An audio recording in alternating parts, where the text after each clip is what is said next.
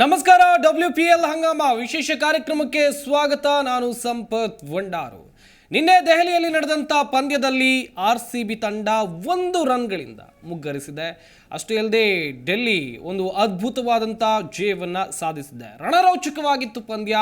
ಈ ರೀತಿಯಾದಂಥ ಮ್ಯಾಚು WPLನಲ್ಲಿ ಅಂತೇಳಿದರೆ ವುಮೆನ್ಸ್ ಪ್ರೀಮಿಯರ್ ಲೀಗ್ನಲ್ಲಿ ನಡೆಯುತ್ತಾ ಅಂತೇಳಿ ಎಲ್ಲರೂ ಕೂಡ ಭಾವಿಸಿದ್ರು. ಅಷ್ಟರ ಮಟ್ಟಿಗೆ ಕುತೂಹಲವನ್ನು ಹಿಡಿದಿಟ್ಟುಕೊಳ್ಳಲಿ. ಲಾಸ್ಟ್ ಬಾಲ್ ತನಕ ಮ್ಯಾಚ್ ಇತ್ತು. ಅಷ್ಟರ ಮಟ್ಟಿಗೆ ಕ್ರೇಜಿ ಆಗಿತ್ತು ನಿನ್ನೆ ಮ್ಯಾಚ್. ಇವಾಗ ನಾವು ನಿಮಗೆ ಸಾಕಷ್ಟು ಮಾಹಿತಿಯನ್ನು ಕೊಡ್ತೀವಿ. ಚರ್ಚೆಯನ್ನು ನಡೆಸೋಕೆ ನನ್ನ ಸಹೋದ್ಯೋಗಿಗಳು ಕೂಡ ಸ್ಟುಡಿಯೋದಲ್ಲಿ ಜಾಯ್ನ್ ಆಗಿದ್ದಾರೆ. ಮೊದಲಿಗೆ ಹೇಮ್ ಕಾರ್ಯಕ್ರಮಕ್ಕೆ ಸ್ವಾಗತ. ಹಾಗೆಯೇ ಮಂಜುನಾಥ್ ಕೂಡ ನಮ್ಮ ಈ ಕಾರ್ಯಕ್ರಮದಲ್ಲಿ ಜಾಯ್ನ್ ಆಗಿದ್ದಾರೆ. ಹಾಯ್ ಮಂಜುನಾಥ್, ಕಾರ್ಯಕ್ರಮಕ್ಕೆ ಸ್ವಾಗತ. ನಿಮ್ಮಿಂದಲೇ ಪ್ರಾರಂಭ ಮಾಡ್ತೀನಿ. ನಿನ್ನೆಯ ಮ್ಯಾಚ್ ಬಗ್ಗೆ 1 ರನ್ಗಳಿಂದ ಸೋತ್ಬಿಟ್ವಿ, ಹೆಂಗೆ ಅನಿಸ್ತಾ ಇದೆ ನಿಮಗೆ? 1 ರನ್ ಇಲ್ಲಿ RCB ಸೋತಿದೆ ಅನ್ನೋದಕ್ಕಿಂತ ಕ್ರಿಕೆಟ್ ಗೆದ್ದಿದೆ ಅಂತ ಹೇಳಿ. ನಿಜ. ಯಾವ ರೀತಿಯಾಗಿತ್ತು ಒಂದು ರಣರೋಚಕ ಪಂದ್ಯ ಅಂತಂದ್ರೆ ರೋಮಾಂಚನ ಆಯ್ತು. ಒಂದ್ ಸೈಡು RCB ಕಡೆ ಆದ್ರೆ ಮತ್ತೊಂದು ಸೈಡು ಡೆಲ್ಲಿ ಕಡೆ ಇತ್ತು. ಸೊ ಇದೆಲ್ಲವನ್ನ ನೋಡಿದಾಗ ಭರವಸೆ ಇದ್ದಿದ್ದು ಎಲಿಸ್ ಪೆರಿ ಇದ್ದಾಗ ನಮ್ಗೆ ಗೆಲ್ತಾರೆ ಅನ್ನೋಂತ ಭರವಸೆ ಇತ್ತು. ನನಗೆ ಒಂದು ಅರ್ಥ ಆಗಲ್ಲ RCBದು, ಯಾರ ಇರ್ಲಿ, ನೀವು 1 ರನ್ಗೋಸ್ಕರ ವಿಕೆಟ್ ಅನ್ನು ಯಾಕೆ ಒಪ್ಪಿಸ್ತೀರಿ ಅಂತ ಹೇಳಿ. 1 ರನ್ ಮಾತ್ರ, ಅದು 1 ರನ್ನಿಗೆ ಮಾತ್ರ ರನ್ ಔಟ್ ಆಗಿರೋದು. 1 ರನ್ಗೋಸ್ಕರ ನೀವು ವಿಕೆಟ್ ಅನ್ನು ಒಪ್ಪಿದಾಗಲ್ಲಿ ಬಹಳ ಕಷ್ಟ ಆಯ್ತು RCBಗೆ. ಅಲ್ಲಿಂದ ನೆಕ್ಸ್ಟ್ ಡಿವೈನ್ ಬಂದ್ರು, ಓಕೆ, ಒಳ್ಳೆ ಕಾಂಟ್ರಿಬ್ಯೂಷನ್ ಇತ್ತು. ಆದ್ರೆ ಕೊನೆಯದಾಗಿ 6 ಬಾಲ್ಗೆ 17 ರನ್ ಬೇಕಾಗಿತ್ತು. ಸೊ ಆ ಟೈಮಲ್ಲಿ ಒಳ್ಳೆ ಕಾಂಟ್ರಿಬ್ಯೂಷನ್ ಇತ್ತು. ನೀವು ಹೇಳಿದ್ರಿ ಈ ರೀತಿ WPL ನಲ್ಲಿ ಈ ರೀತಿ ಆಗತ್ತಾ ರಣರೋಚಕ ಪಂದ್ಯ ಅಂತ ಹೇಳಿ. ನೋಡಿ, ನಿನ್ನೆ RCB ಅವರು 4-6 ಹೋದಾಗ ಚೀರಾಡ್ತಾ ಇದ್ರು, ಕೂಗಾಡ್ತಾ ಇದ್ರು, ಎಂಜಾಯ್ ಮಾಡ್ತಾ ಇದ್ರು.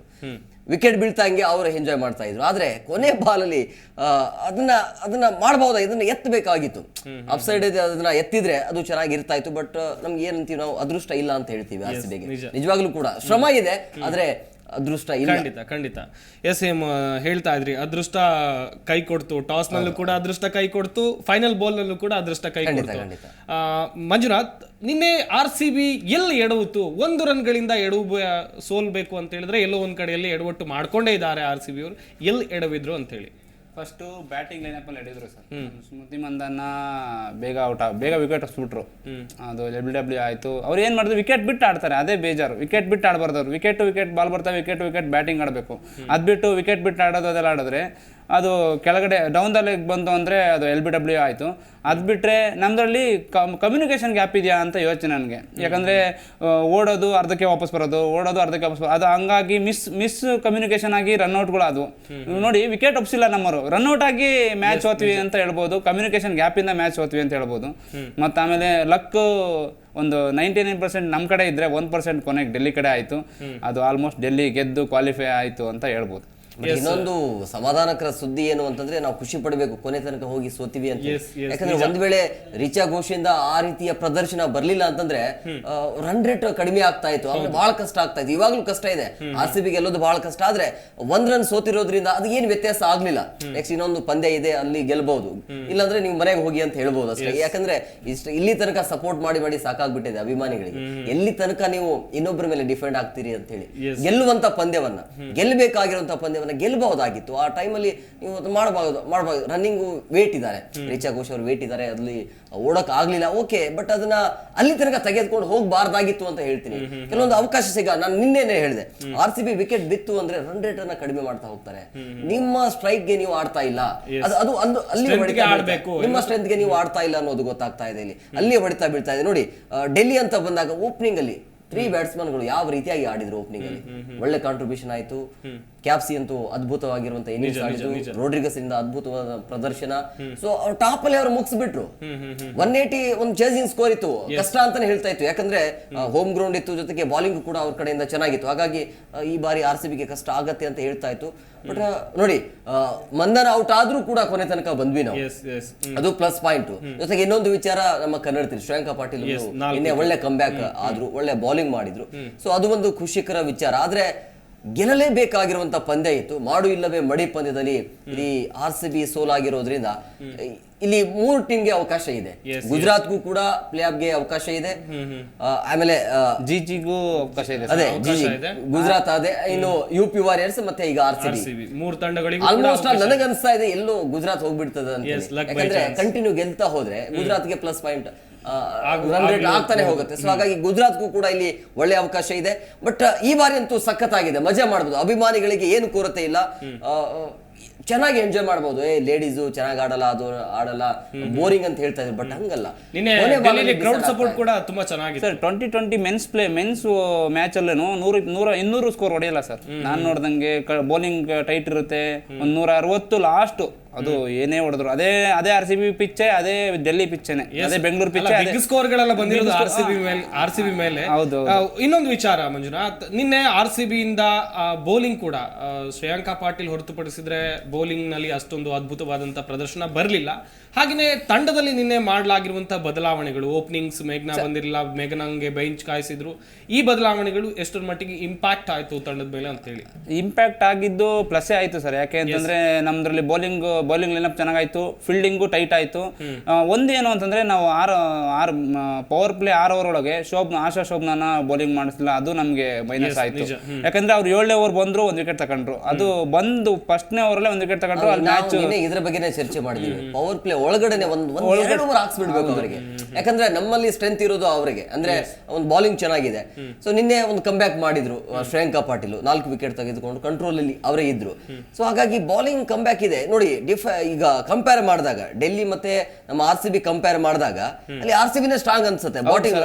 ಬ್ಯಾಟಿಂಗ್ ಲೈನ್ ದಿವಾನ್ ಆಗಿರ್ಬೋದು, ಎಲಿಸ್ ಪೆರಿ, ಸ್ಮೃತಿ ಮಂದಾನ, ಸೊ ಇದೆಲ್ಲ ಟೀಮ್, ರಿಚಾ ಘೋಷ್, ಇದೆಲ್ಲವನ್ನ ನೋಡ್ತಾ ಇದ್ರೆ 200 ರನ್ ಇದ್ರೂ ಕೂಡ ಹೊಡೆಯುವಂತ ಕೆಪಾಸಿಟಿ ಇರುವಂತ RCBಗೆ ಏನೋ ಲಕ್ ಇಲ್ಲ ಅಂತಾನೆ ಹೇಳ್ಬೇಕು.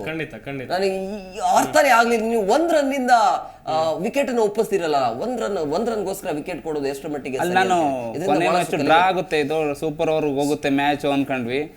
ಅದನ್ನಾದ್ರೂ ಮಾಡ್ಬೇಕಾಗಿತ್ತು, ಅದಾದ್ರೂ ಆಗುತ್ತೆ ಅನ್ಕೊಂಡ್ವಿ. ಅಂದ್ರೆ ಇವ್ರು ಏನ್ ಸುಸ್ತಾಗಿದ್ರೋ, ಏನ್ ರನ್ ನೋಡಕ್ ಆಗ್ಲಿಲ್ವೋ ಅದು ಗೊತ್ತಾಗ್ಲಿಲ್ಲ ನಮ್ಗೆ. ಶ್ರೇಯಾಂಕಾ ಪಾಟೀಲ್ ಆಲ್ರೆಡಿ ಪಿಚ್ ಅಲ್ಲಿ ಇದಾರೆ, ಇವ್ರು ಇನ್ನು ಹಿಂದೆ ಮುಂದೆ. ಶ್ರೇಯಾಂಕಾ ರೀಚ್ ಆಗಿ ಸೆಕೆಂಡ್ ಗೆ ಟ್ರೈ ಮಾಡ್ತಾ ಇರುವಂತ ಸಂದರ್ಭದಲ್ಲಿ ರಿಚಾ ಘೋಷ್ ಇನ್ನು ರೀಚ್ ಆಗಿರ್ಲಿಲ್ಲ. ಹೌದು ಅದು ಇದಾಯ್ತು. ಇನ್ನೊಂದು ಏನು ಅಂತಂದ್ರೆ ಲಕ್ ಫ್ಯಾಕ್ಟರ್ ಡೆಲ್ಲಿ ಕಡೆ ಇತ್ತು. ಯಾಕಂದ್ರೆ ಮಾರಿಸನ್ ಕಾಪ್ ವಾಪಸ್ ಬಂದ್ರು, ಹಂಗಾಗಿ ಅವ್ರು ಒಳ್ಳೊಳ್ಳೆ ಬ್ರೇಕ್ ಕೊಟ್ರು. ಅವ್ರು ಬಂದಿದ್ದೆ ಸೂಫಿ ಡಿವೆನ್ ಹಾಕೊಂಡ್ಬಿಟ್ರು ಅವರು. ಇನ್ನೊಂದ್ ಕಡೆಯಲ್ಲಿ ಸೋಫಿ ಮೊಲಿನೆಕ್ಸ್ ಓಪನಿಂಗ್ ಮಾಡಿದ್ದು ಎಷ್ಟರ ಮಟ್ಟಿಗೆ ಓಕೆ ಅನಿಸ್ತು? ತಂಡದ ಬಲವನ್ನ ಹೆಚ್ಚಿಸ್ತಾ ಹೇಗೆ? ಹೌದು ಸರ್, ಹೌದು. ಅಲ್ಲ, ನಮ್ಮ ಕಡೆ ಮಂದನ ಮತ್ತೆ ಮೊಲಿನೆಕ್ಸ್ ಓಪನ್ ಮಾಡಿದ್ರು. ಸೊ ಅಂದ್ರೆ ನಾನು ನಿನ್ನೆ ಹೇಳಿದೆ ಇದನ್ನ ಬ್ಯಾಕ್ ಮಾಡಬೇಕು, ಮೇಘನಾ ಅವ್ರನ್ನ ಕುಡಿಸ್ಬೇಕು ಅಂತ ಮಾಡಿದ್ರು. ಟೀಮ್ ಚೆನ್ನಾಗಿದೆ, ಬಟ್ ಇವರು ಅದನ್ನ ಕನ್ವರ್ಟ್ ಮಾಡ್ತಾ ಇಲ್ಲ. ಅವರ ಸ್ಟ್ರೆಂತ್ ಗೆ ತಕ್ಕಂತೆ ಇವರು ಆಡ್ತಾ ಇಲ್ಲ, ಅದೇ ಮೈನಸ್ ಆಗ್ತಾ ಇರುವಂತದ್ದು. ಸೊ ನಿನ್ನೆ ಎಲ್ಲೋ ಒಂದ್ ಕಡೆ ಒಂದ್ ಸ್ವಲ್ಪ ಮಟ್ಟಿಗೆ ಓವರ್ ಕಾನ್ಫಿಡೆಂಟ್ ಇತ್ತು ಪ್ಲೇಯರ್ಸ್ ಗೆ. ಒಂದು 4 ಹೋದ್ರೆ ನಗ್ತಾ ಇದ್ರು, ಮಾತಾಡ್ತಾ ಇದ್ರು. ಇರ್ಲಿ, ಆಟ ಅಂದ್ಮೇಲೆ ಇರುತ್ತೆ, ಬಟ್ ಅದನ್ನ ಗೆದ್ದಾದ್ಮೇಲೆ ನೀವು ತೋರಿಸ್ಬೇಕು ಅದನ್ನ. ಇನ್ನೊಂದು ಮೈನಸ್ ನೋಡಿದ್ದೆ ಅಂದ್ರೆ ನಾವು ಬೌಂಡ್ರಿ ಲೈನ್ ಬಾಲ್ ಹೋಗಿರುತ್ತೆ ಸರ್, 1 ಅಲ್ಲೇ ಇರ್ತಾರೆ, 2 ಕನ್ವರ್ಟೇ ಮಾಡಿ. ಅದು ಮೈನಸ್ ಆಯ್ತು ನಮ್ಮ RCBಗೆ. ಅಲ್ಲಿ ಇನ್ನೇನು ಬೌಂಡ್ರಿ ಲೈನ್ ಹತ್ತತ್ರ ಇದೆ, 1ರಲ್ಲೇ ಹೋಗಿರ್ತಾರೆ ಇನ್ನರನ್ನು. ಅಂದ್ರೆ 1-2 ಕನ್ವರ್ಟ್ ಮಾಡಿದ್ರೆ ನಮಗೆ ಮ್ಯಾಚ್ಗೆ ರನ್ನಿಂಗ್ ಬಿಟ್ವೀನ್ ದಿ ವಿಕೆಟ್ ತುಂಬಾ ಸ್ಪೀಡ್ ಆಗಿರಬೇಕು. ಈಗ ಫಸ್ಟ್ ಬ್ಯಾಟಿಂಗ್ ಆಡಿದ್ರು ಒಂದ್ ಸ್ವಲ್ಪ ರೀಚ್ ಆಗಿ, ಸೆಕೆಂಡ್ ಇರೋರು ಏನಾದ್ರು 2 ಕನ್ವರ್ಟ್ ಮಾಡಿದ್ರೆ ಆಲ್ಮೋಸ್ಟ್ ನಾವು ಗೆದ್ದಿರ್ತಿದ್ವಿ.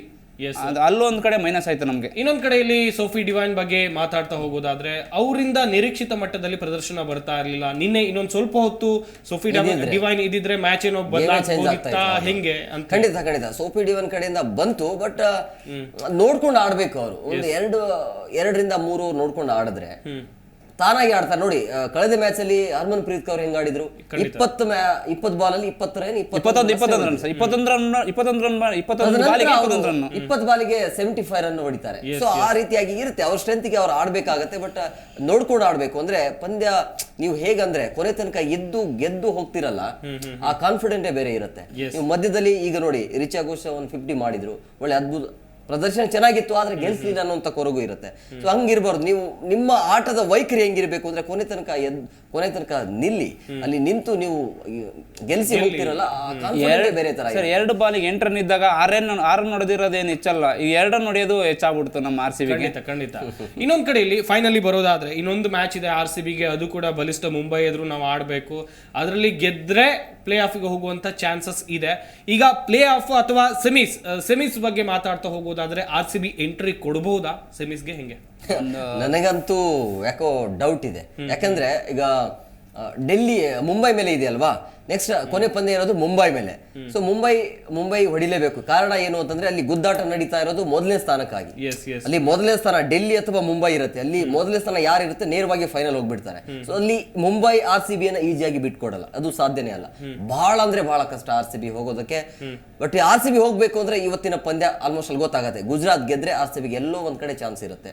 ಗುಜರಾತ್ ಗೆದ್ರೆ ಅಂದ್ರೆ ಆಲ್ಮೋಸ್ಟ್ ಅಲ್ಲಿ UP ವಾರಿಯರ್ಸ್ ಬ್ಯಾಕ್ಔಟ್ ಆದಂಗೆ. ಸೊ ಹಾಗಾಗಿ ಇವತ್ತಿನ ಪಂದ್ಯದಲ್ಲಿ ಡಿಸೈಡ್ ಮಾಡುತ್ತೆ. ಎಲ್ಲರೂ ಅಭಿಮಾನಿಗಳು ಈಗ ಪ್ರಾರ್ಥನೆ ಮಾಡಿರ್ತಾರೆ, ಈಗ ಶುರು ಮಾಡ್ತಾರೆ.